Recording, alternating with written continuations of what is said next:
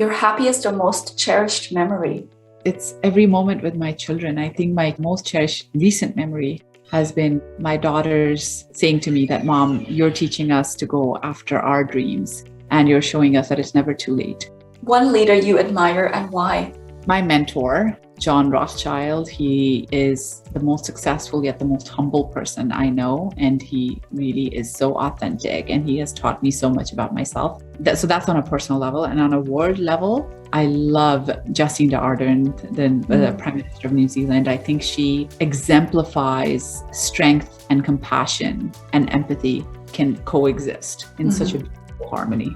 If you could have a billboard with anything on it, what would it say? Live your truth. Your biggest regret? I wish I'd left my marriage sooner, simply because I wish my children didn't have to grow up watching what they did. What energizes you? Impact. When I hear from people how my words and my story and my work have impacted them, that just makes me want to keep doing what I'm doing. What drains you? Fakeness. Energy from people who portray themselves to be someone they're not. I can detect that from a mile away, and that really drains me. I love authenticity, and anything less than 100% authenticity really, really irritates me a lot. Your biggest fear? Losing my freedom. Freedom is the one thing that's most important to me, and freedom to be who I am. And I would never want to lose that freedom of my voice and my thoughts again. The biggest challenge you are experiencing today?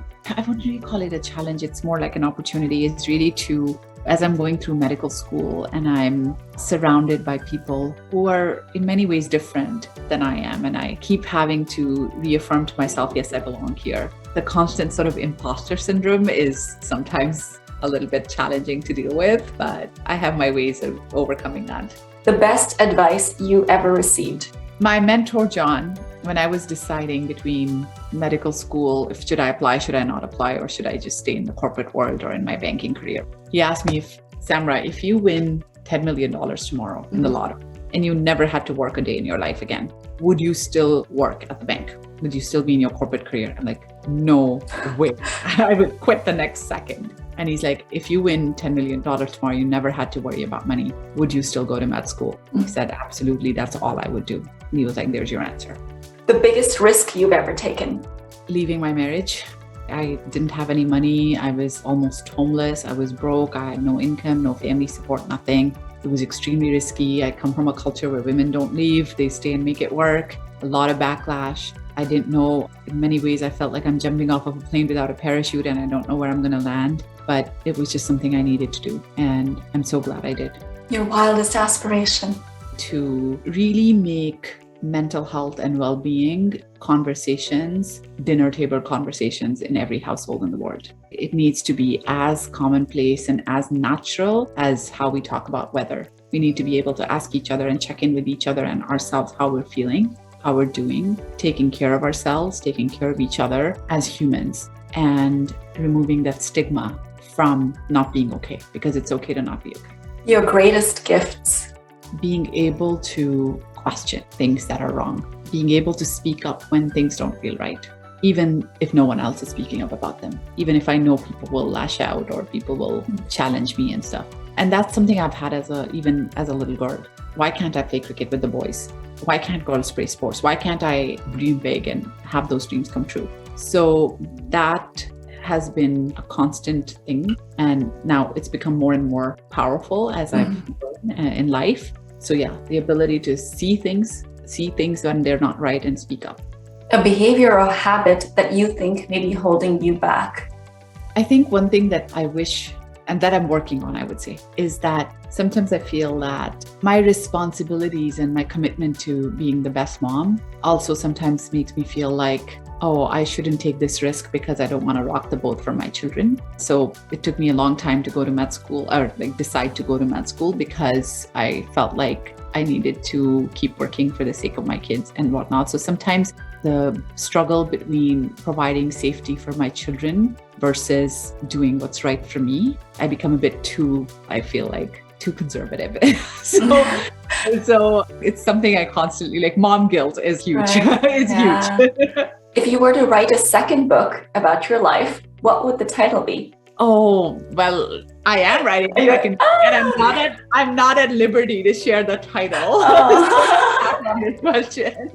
If you had only 10 more days to live, what would you do? I'd travel as much as I can. I love travel so much. I've been to over 40 countries on my own in just the last 6 years, and I want to explore as much of the world as possible. So I travel as much as I can, but not alone. I do it with my girls and my partner. Now I'm going to call out some words and you tell me what each word means to you in one sentence. Leadership. Creating safe space for others to thrive. Healthcare. Creating safe space for others to thrive. Culture. Is always evolving, and it needs to move in new directions that are healthy and progressive.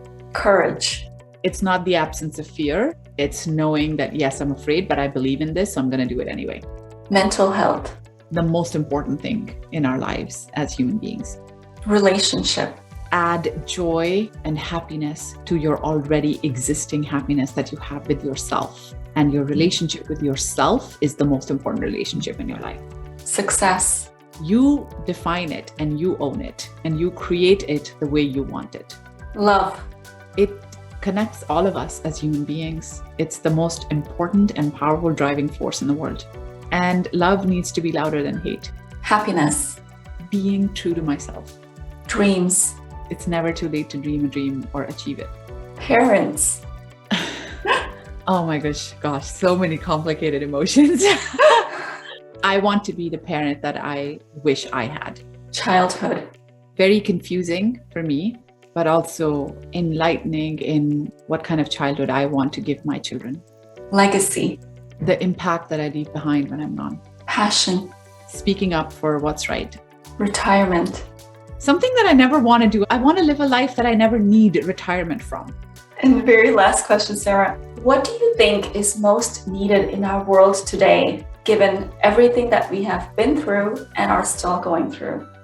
I think we need more listening. I think we need more compassion. We need more empathy. We need to practice self-awareness and check our own biases and listen to others instead of simply getting defensive and shutting down and finger pointing. It's okay to be different. It's okay to have different opinions. At the same time, that doesn't give us the right to disrespect others or hate others. So I think we just need a lot more acceptance, and we need love to be louder than hate, because love is more powerful than hate. But sadly, in today's world, a lot of times the voices that you hear are all the hateful voices, especially when you consider social media and all of that, right? I don't think that's the majority, but they're definitely more louder. We need people who are filled with love and compassion to be as loud, if not louder.